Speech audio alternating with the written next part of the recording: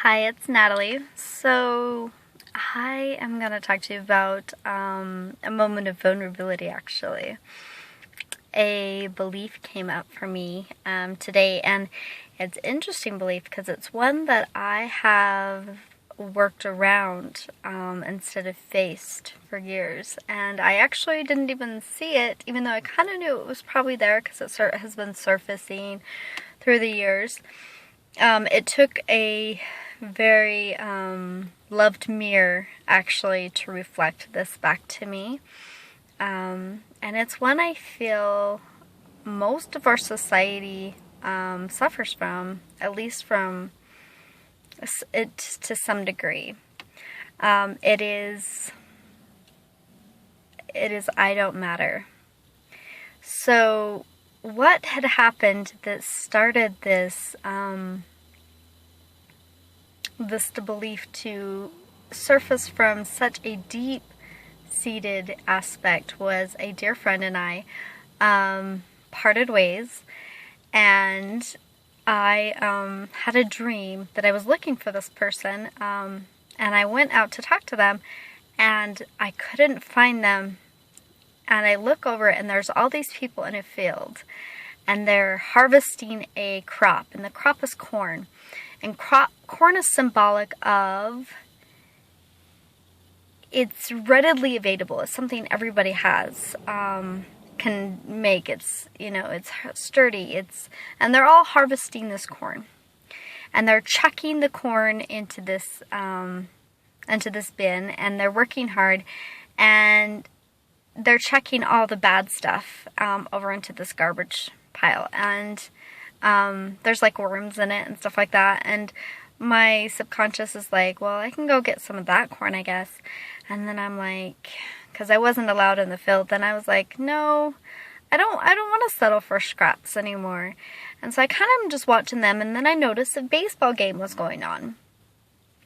And somebody hits a home run, and I was like cheering from the sidelines, but again, I was still isolated, and I couldn't play the game with them, and I felt sad. And someone passed me, and they had the hat of my friend that they wear, and I was like, oh, there he is. And then I went to talk to him, and it was just a brother. It was just one of my brothers, and I was like, oh, okay. And it was just like this weird feeling of not being able to participate.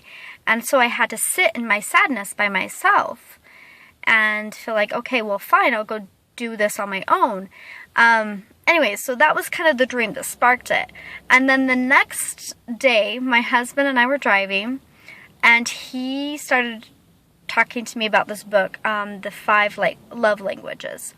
And so I'm watching him, or I'm like listening to the audio, and he's like, well, I think you're affirmation. I think that you like people to tell you that you're good and things like that. And I'm like, I says, okay, yeah, maybe, but I also know that I don't really take compliments very well, because it just, it just depends on if they're sincere or not. And as we were listening, the gift one actually came up. And I never thought of myself as someone who receives gifts, because gifts were such a taboo thing for me. My mom never had a lot of money, and so she never really bought me gifts, and my dad would just give me money. He never really bought me anything from his heart. I mean, just because he was always busy, so he'd give me money to buy what I needed. So I've always been very much about only buying what I needed.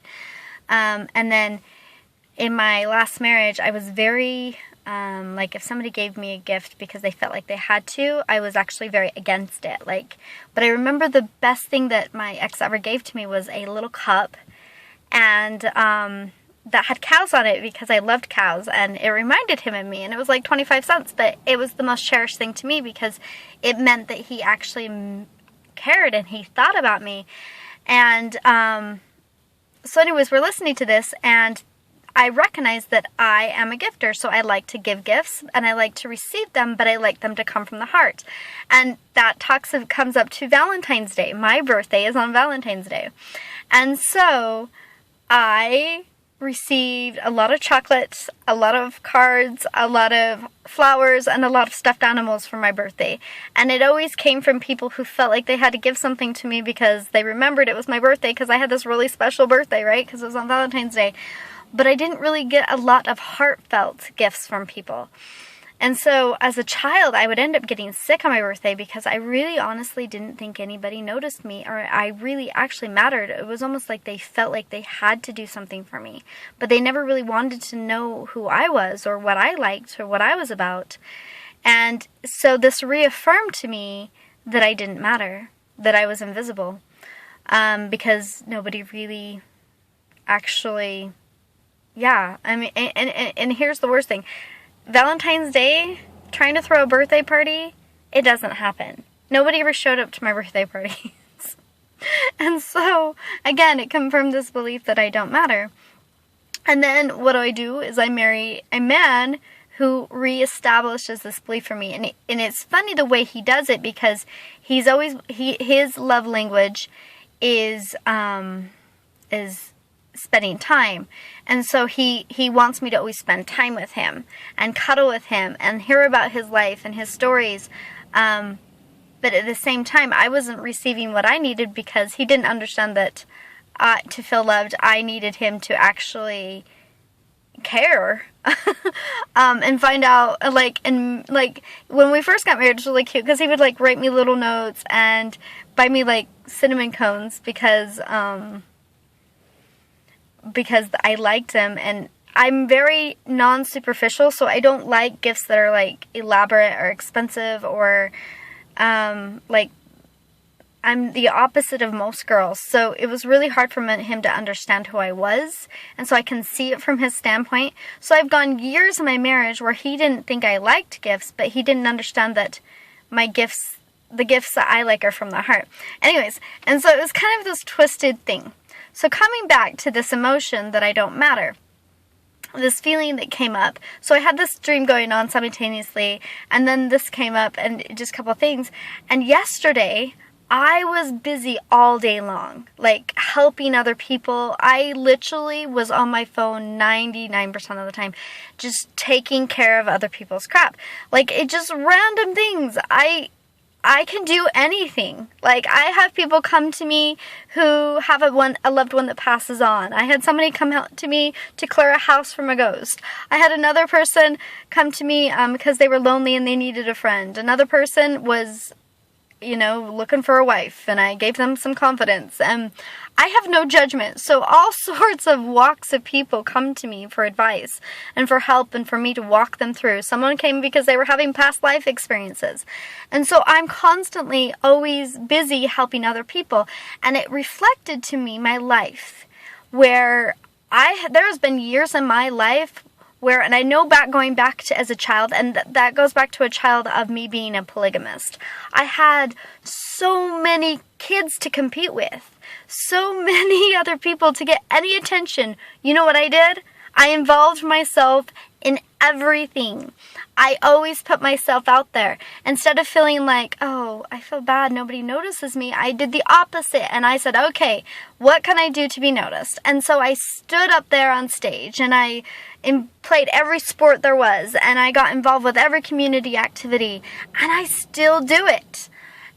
But my soul is changing, and so there was a year ago I was involved with it's been a combination of a couple years that I started letting things go, but there was a year that I was an author, a mother, I worked full time, I started midwifery school, I was the marketing director for the Cedar City Children's Musical Theater.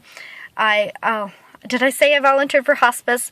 And I was involved with the church, and I was involved here, and I was involved there, and I was doing stuff with my kids at school, and I was everywhere, and in everything, and I had to be the perfect wife, and have these perfect meals, in this house, and this, and this, and this, and this, and this, and this, and this, because I didn't feel like I mattered.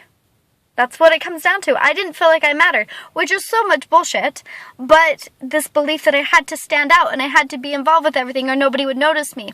And so my friend, by isolating me, forced me to go into the sadness, this part of me that feels like I don't matter. and it sucks in there, and it's sad, and it's lonely. And so I sat with the sadness today, and I opened up dialogue with my daughter, because her and my husband have been really going into, he's a really loving guy, and but he's also really good at pointing out everything we do wrong or don't do. So, she can scrub the house all day long, and then he'll walk in and tell her everything she didn't do. So then it undoes everything she does, and so she never feels like she matters either. And so he had just done this with her, and I was like, okay, I understand that I can be an emotional match for this, vibrational match, but why have I passed this on to my daughter? And so this belief, I don't matter, came up again with her, and she was talking to me about how she gets really depressed and feels like nothing she does matters, and that she's never going to be good enough too. And so I think this is a universal belief in a lot of people, and we do two things. We either do what Natalie does and we go overboard and we get involved with everything, or we revert and we do what my daughter does, and she goes into this depression and goes into herself and doesn't want to do anything because it's not going to matter anyways, because nobody's going to notice. And so it's like this double-edged sword. But what's interesting, and this is why I was talking about what I was doing yesterday, was I have so many people coming to me all the time for help. My soul's starting to say, okay, I don't want to have to save everybody anymore. It's like I know my value. I know that I'm worth more, and I matter. But then again, I have this underlying belief that I don't matter, and so then I don't charge for my services, and I don't I don't make others value my time. Like, even if they contact me, I'm happy to help them, but some people want me to help them, and then they want to talk to me for the rest of the day too. And I have other people. There was one point yesterday when I was talking to 5 different people at one time and trying to understand what they were all going through, but at the same time trying to take care of screaming kids and all these different things. And so it's like the universe is showing to me how much I do matter, but at the same time, because I can't see it, and I need somebody else to be able to see it for me to see it, it's causing quite a conflict in my reality. And so, anyways, I just want to put it out there, as a lot of people are having some of these core beliefs surface today. It's been kind of one of those energy shifts. When Natalie starts feeling human, it's because there's a universal energy shift happening. So I know a lot of you are starting to pull these up. So just know that you're not alone. I've noticed a lot of crying videos today. I'm not going to cry on you, but I am going to be conscious about it and recognize it and know that I now understand that I have this belief that I don't matter. Now I can choose to stuff it again, or I can choose to process it. So to process these emotions, you can do several things. There's this energy one that you can go here with both hands, or here with both hands, hold it for a minute, here with both hands, hold it for a minute, here with both hands, hold it for a minute, and here with both hands. And do this 3 times, and you just hold each position for 3 minutes. And what you do is you remember the feeling and say, when's the first time I feel this? So you go back to that very first blueprint emotion. The very first time you felt this, so you can go back to your original blueprint. Anyway, so that's one way to do it. I can tap, which I have been doing, and that's why I'm doing much better. I matter, I matter, I matter, and you can tap these into your different points. Like EFT, you can pull up an EFT map and do it. You can get those online. And you can tap those emotions in. I sat with the sadness for a long time because I realized sitting with that feeling, I had always been the proactive one to go fix it by involving myself in everything. So today I said, no, I'm not going to do anything. I'm just going to sit with this emotion of feeling like I don't matter. And it was really, really, really sad. And my husband's like, why are you so sad? And I'm like, all I could say is, because I couldn't even talk about it, I was just like, it's not about you. And he's like, that's all I need to know. So, anyways, so I sat with it for a long time, and then I heard my daughter talk about it, and then the universe manifested other people that were feeling this way to me, so that I could recognize it, that I'm not the only one who holds this emotion, And then once I recognized that, then I was willing to go and remove it and tap it out. And it will probably take me a couple days to completely remove it, but it's mostly just being conscious. So next time I decide to feel like I have to save the world or do anything, I can say, do I really want to do this, or am I doing this because I feel like I don't matter or that I'm invisible? And it's interesting to me because I usually attach to one specific person that matters to me, and then I don't really care about anybody else, whether they recognize me. But if this one person ignores me, it like totally throws me off. So it's almost like as a child, it was one specific person that I was looking for love, or I don't know. Anyways, some type of approval from. Again, I was a polygamist, and so I was competing all the time. It was funny because when I went in and asked myself, when's the first time I felt this emotion? My subconscious goes, all the time. And I was like, well, I need a specific time. And I was taken back through my childhood, and it was like boom, boom, boom, boom, boom. Like my whole life, I haven't felt like I mattered, which is so stupid but silly, but it's so real.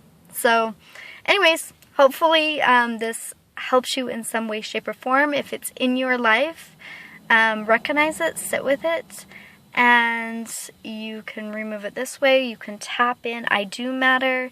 And there's, EFT, look into EFT. There's other ways. There's lots of ways to actually heal it and to integrate it, sitting with it.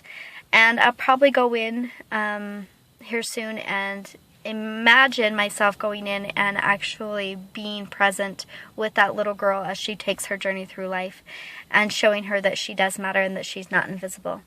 Anyways, hopefully this helps. You have a fantastic day.